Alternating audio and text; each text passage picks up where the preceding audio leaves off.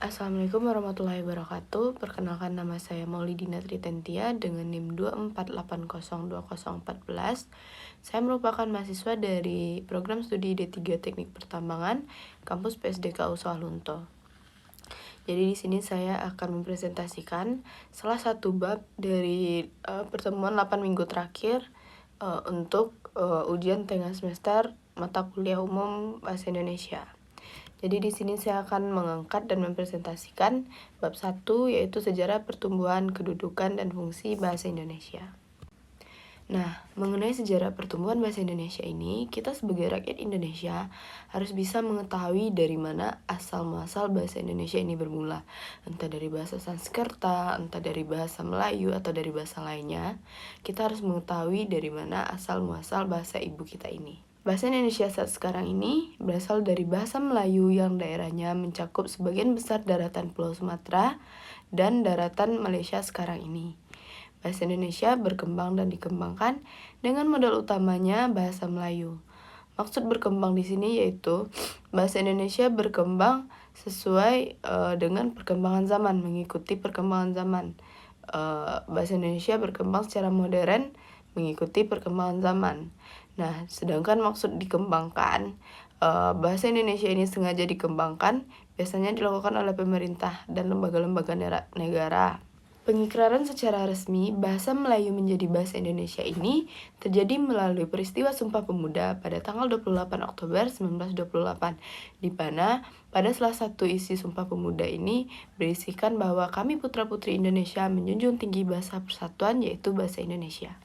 Di sini ada 3 faktor pendukung keberterimaan bahasa Melayu menjadi bahasa Indonesia. Yang pertama yaitu ada faktor pemakaian bahasa Melayu. Yang kedua ada faktor berterimanya penggunaan bahasa Melayu dalam sastra. Yang ketiga ada faktor penggunaan bahasa Melayu dalam persurat kabaran. Nah, ketiga poin ini akan saya jelaskan pada slide selanjutnya. Faktor luasnya pemakaian bahasa Melayu. Pada abad ke-20, bahasa Melayu telah dipakai sebagai bahasa perantara atau lingua franca pada Nusantara dan sebagian besar daerah Asia Tenggara. Pemakaian bahasa Melayu sebagai bahasa perantara telah digunakan secara umum semenjak zaman Kerajaan Sriwijaya. Nah, itu diperkuat dengan ditemukannya beberapa bukti berupa prasasti dalam bahasa Melayu. Beberapa prasasti yang ditemukan itu seperti prasasti Kedukan Bukit pada tahun 683, prasasti Talang Tua pada tahun 684, prasasti Pagaruyung pada 1356, dan berbagai banyak prasasti lainnya. Nah, selanjutnya faktor berterimanya penggunaan bahasa Melayu dalam sastra. Awal perkembangan kesusastraan nasional Indonesia dihitung sejak tahun 1920, ketika penerbit Balai Pustaka pertama kali menerbitkan romannya dengan menggunakan bahasa Melayu tinggi yang berjudul Azab dan Sengsara, karya Menari Siregar. Dalam perkembangannya, pada akhir abad ke-19 atau awal abad ke-20, banyak roman yang mengisahkan ceritanya dalam kehidupan sehari-hari yang dimuat dalam surat kabar menggunakan bahasa Melayu rendah. Nah, di sini perbedaan bahasa Melayu tinggi dan bahasa Melayu rendah yaitu bahasa Melayu tinggi ini merupakan bahasa formal yang digunakan dalam ketika kita di dalam forum, ketika kita berpidato, ketika kita memberkarya ilmiah dan lain sebagainya. Sedangkan bahasa Melayu rendah ini yaitu bahasa Melayu yang informal. Kita gunakan ketika kita bercanda, ketika kita berbicara sehari-hari, ketika berbicara dengan teman, dan lain-lainnya. Yang terakhir ada faktor penggunaan bahasa Melayu dalam persurat kabaran. Pada akhir abad ke-19, banyak surat kabar yang dicetak dengan menggunakan bahasa Melayu. Surat kabar ini tidak hanya diterbitkan di Jakarta, tapi di berbagai daerah lainnya, misalnya seperti surat kabar Bintang Timur yang diterbitkan di Surabaya semenjak 1862, dan Pelita Kecil yang diterbitkan di Padang sejak tahun 1882, dan masih banyak penerbit lainnya. Nah, bahasa Melayu ini telah diakui oleh masyarakat pribumi di Nusantara maupun masyarakat asing yang hidup berdagang di Nusantara pada saat itu. Bahasa Indonesia ini memiliki perkembangan. Nah, perkembangan bahasa Melayu ini menjadi bahasa Indonesia diperkaya dengan bahasa asing dan bahasa daerah. Selanjutnya yaitu kedudukan bahasa Indonesia. Nah, kedudukan bahasa Indonesia ini terbagi menjadi dua, yaitu kedudukan bahasa Indonesia sebagai bahasa nasional. Kedudukan ini sudah melekat semenjak peristiwa Sumpah Pemuda yang sudah saya jelaskan sebelumnya, yaitu pada tanggal 28 Oktober 1928, di mana pada salah satu bunyi Sumpah Pemuda itu menyebutkan bahwa bahasa persatuan kita adalah bahasa Indonesia. Selanjutnya itu kedudukan bahasa Indonesia sebagai bahasa negara. Seperti yang kita ketahui, bahwa Indonesia merdeka pada tanggal 17 Agustus 1945. Sehari setelah kemerdekaan Indonesia, yaitu pada tanggal 18 Agustus 1945, bahasa Indonesia resmi dijadikan sebagai bahasa negara. Itu juga termaktub dalam pasal 36 Undang-Undang Dasar 1945 yang berbunyi adalah bahasa negara merupakan bahasa Indonesia. Oke, selanjutnya yaitu fungsi bahasa Indonesia.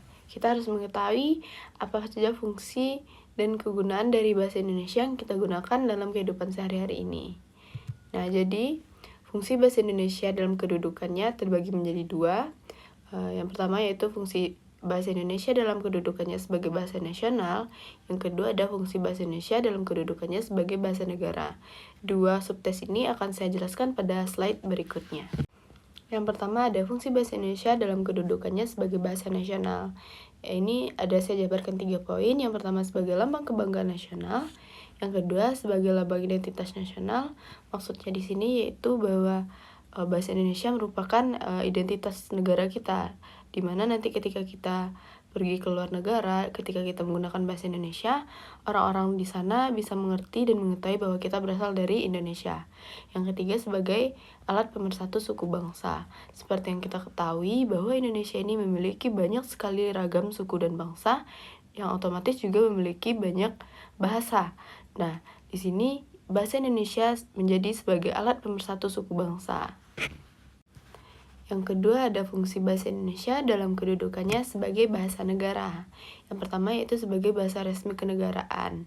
Dalam kegiatan-kegiatan kenegaraan apapun itu, bahasa yang digunakan harus menggunakan bahasa Indonesia. Yang kedua yaitu ada sebagai bahasa pengantar di dalam dunia pendidikan.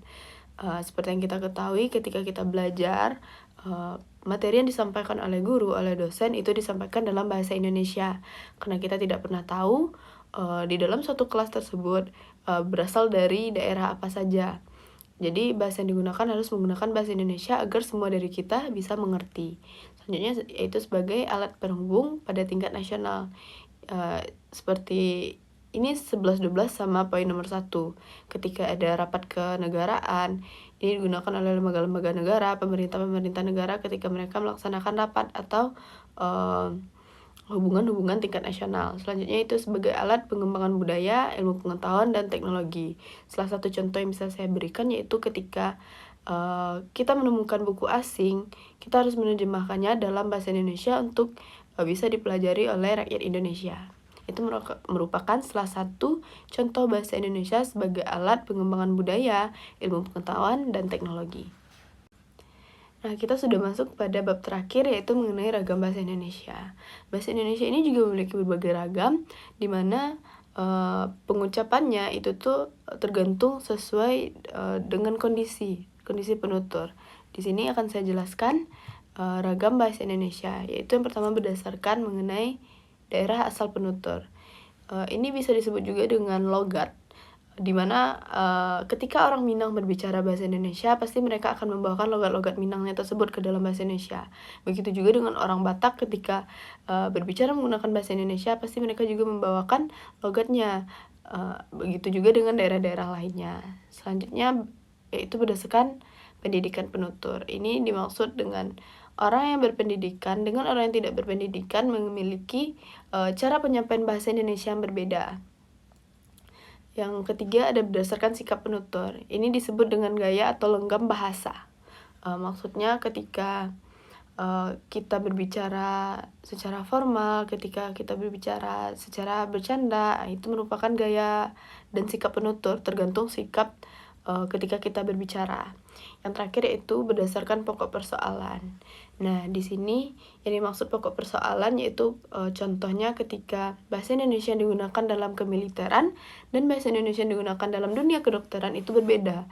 Contohnya seperti penggunaan kata operasi dalam dunia militer itu berbeda sekali maknanya dengan operasi dalam dunia kedokteran.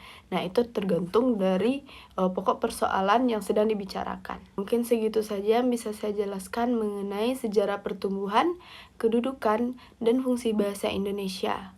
Di sini saya minta maaf atas segala kekurangan saya karena di sini saya sedang belajar, dan terima kasih atas perhatiannya. Saya akhiri dengan Assalamualaikum warahmatullahi wabarakatuh.